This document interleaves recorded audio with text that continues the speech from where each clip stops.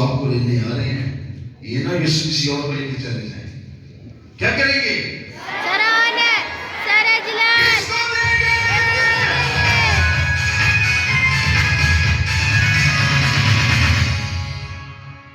मसीह में आप सबकी सलामती चाहती हूँ। मेरी दुआ इस तरह है कि 30 दिसंबर को हम रात को सोने लगे तो मेरे बच्चे पे थोड़ा नहीं बल्कि बहुत ज़्यादा ब्लिसी अटैक हुआ।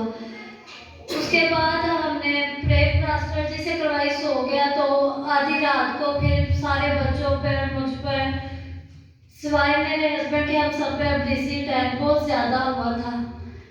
मुझे नहीं पता ये सब क्यों हो रहा है, लेकिन खुदावंद का शुक्र है कि हर बार हमारे जहन में, दिल में सिर्फ खुदा होता है।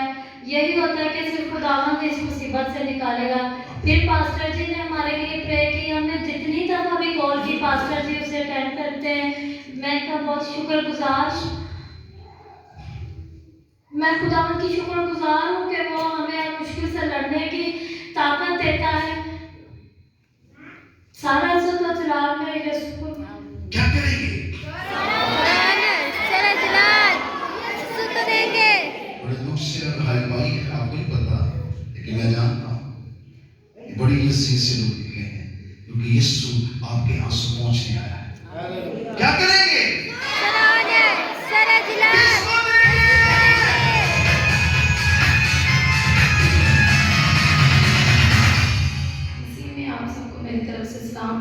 मेरी गवाही कुछ यूँ है कि हमने ना बैंक में अपना जेवर रखवाया हुआ था, तो वो सारी पेमेंट वगैरह भी हमने कर दी, लेकिन वो जेवर नहीं थे दे रहे। 3 महीने हो गए, हम आए दिन चक्कर लगा रहे थे।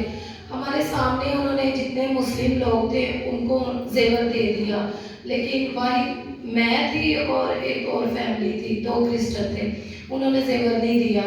तो हम बड़े परेशान थे कि पता नहीं क्यों नहीं हमें दे रहे। ये भी कहते थे कि दे देंगे, लेकिन देते नहीं थे।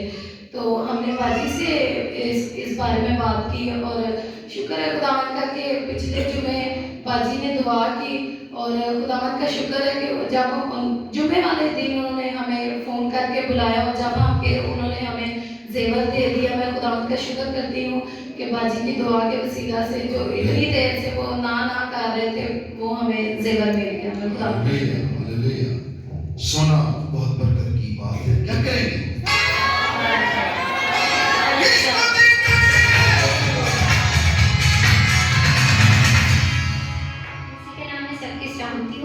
मेरी पहली वही खुद से रिलेटेड है। मैंने पास्टर जी से दुआ करवाई थी कि मैंने कुछ पैसे बोरो किए थे अपनी मदद के लिए, लेकिन मेरे पास कोई अरेंज नहीं था उन्हें रिटर्न करने के। तो पास्टर जी ने दुआ की और खुदा की मदद से मैंने वो रिटर्न कर दिए।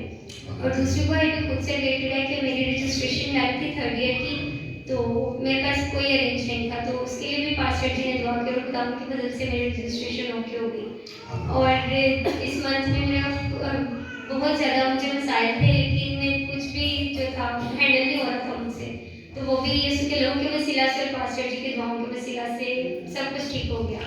और मेरे जिस्म पर काफ़ी अजीब तरीके के पिंपल निकल आए थे। मैंने पास्टर जी से उसके लिए भी दुआ करवाई और खुदा की मदद से मैंने शिफा पाई। हालेलुया। सब हालात कौन बदल देता है?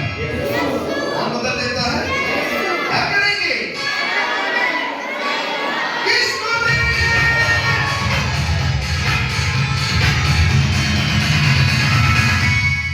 मसीह में मेरा सबको सलाम। जब भी मेरे किसी फैमिली में और बाहर में किसी की भी फौजी होती है ना, वो मुझे बुलाते हैं मुर्दा लाने के लिए। तो ये मुर्दा मैं लाने गई पिछले जुमे और पिछले जुमे क्रिसमस से पहले, तो उस मुर्दे पे ब्लिसी असर था। वो बहुत ज़्यादा मेरे पे अटैक किया उसने, कि मैंने उसको किया तो सही, लाया पाक साफ करके तैयार किया, तो फ़ौरन मेरे पे ब्लिसी असर हो गया। 8 दिन में उठ नहीं सकी। मैंने पास्टर जी से पे करवाई और यीशु का लहू लगाया और उसी वक्त में तेरी शिफा पा गई। क्या करेंगे?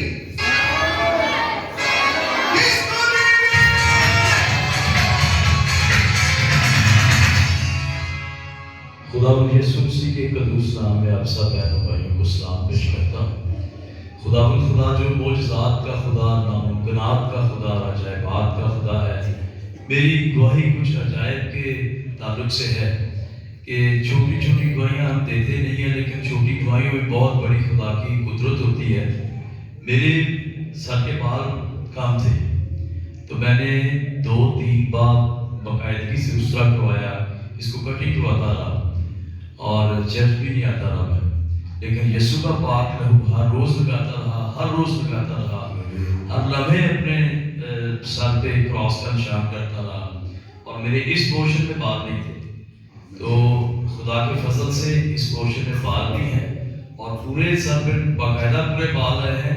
ये गवाही है खुदावंद के यीशु के पाक लहू की। उस पाक लहू के लिए जो कोहे कलवरी सलीब पर बहाया, मैंने उसको ईमान से अपने सर पे लगाता रहा। कोई और ऐसा तेल नहीं लगाया, सरसों के तेल पे जो खुदा का यहाँ पे पाक लहू बनता है, खुदा के घर से, खुदा के खादम की दुआ से, वो इस्तेमाल किया। और ये गवाही है कि खुदा ने मेरे पूरे बाल दिए हैं, और मुझे अक्सर मेरे अजीज कहते हैं कि जो बाल वाइट थे वो भी आपके ब्लैक हो चुके हैं। Thank you Jesus, thank you. बहुत बड़ा ईमान है बेटे का। देखिए, ईमान से आप सब कुछ पा सकते हैं। वो लोग अपने ईमान का इस्तेमाल नहीं करते। आने वाले नए साल में जो कलाम आप सुनेंगे, ईमान की ऐसी पुख्तगी आपके अंदर आएगी। अपनी मर्जी से इंसान एक बार भी सफेद और काला नहीं कर सकता, पर वो सब कुछ करने की कुदरत रखता है। वाकई के सर के बाल सर से बिल्कुल गंजे थे, और मैं जब पीछे देख रहा था तो खुदा की बड़ी कुदरत ज़ाहिर हो रही थी। ईमान बहुत बड़ी कुव्वत है। अगर आप पूरे दिल से ईमान लाएंगे, कहता तो राई के दाने के बराबर ईमान लाएगा तो तेरे लिए हो जाएगा। अगर आप ईमान से इस चौखट पर कदम ही रखेंगे तो वो जो कुछ आप हासिल करना चाह रहे हैं वो आपको मिल जाएगा। हालेलुया। कोई यहाँ आए ना आए, पर यीशु यहाँ जरूर आते हैं। हालेलुया। क्या करेंगे? किसको देंगे?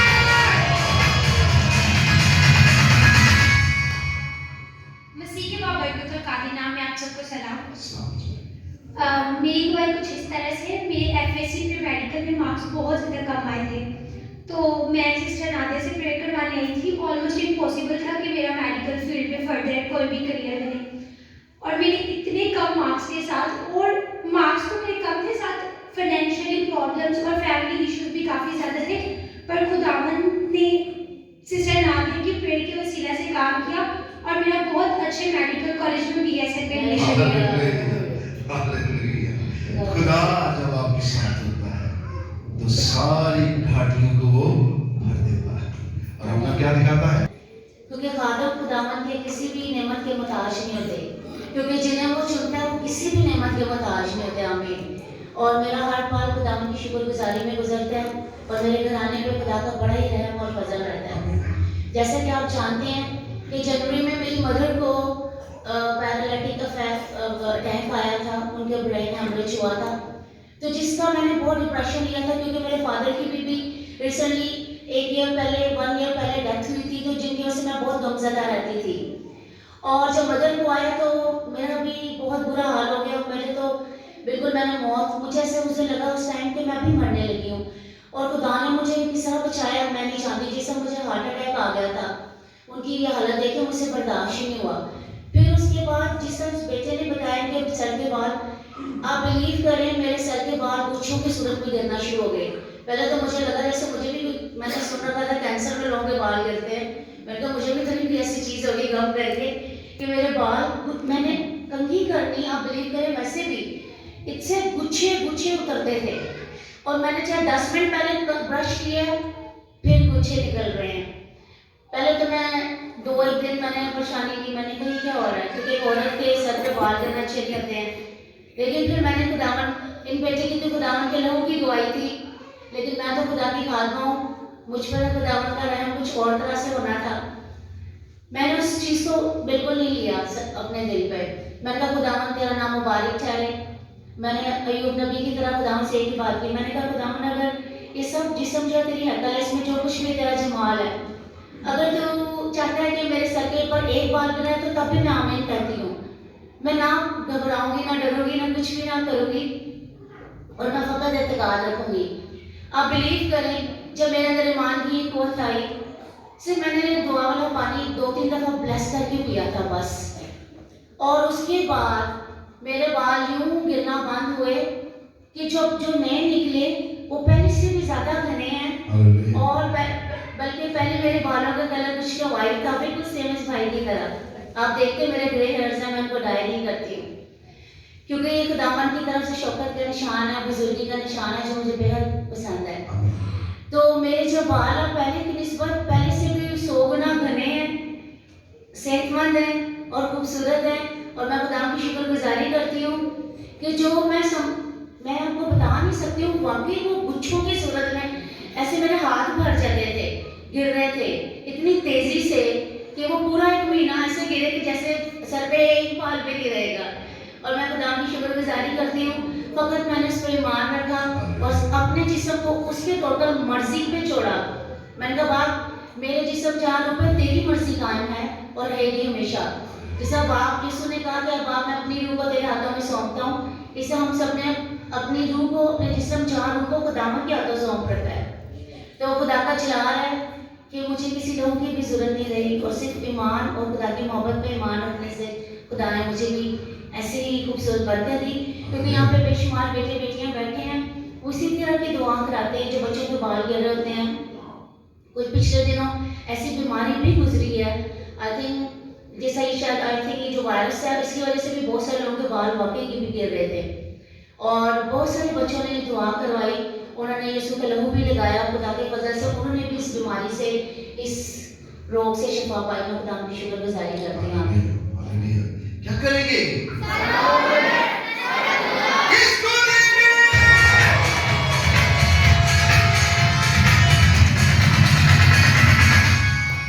अगले मैसेज में आप सुनेंगे ईमान की 4 रूहें।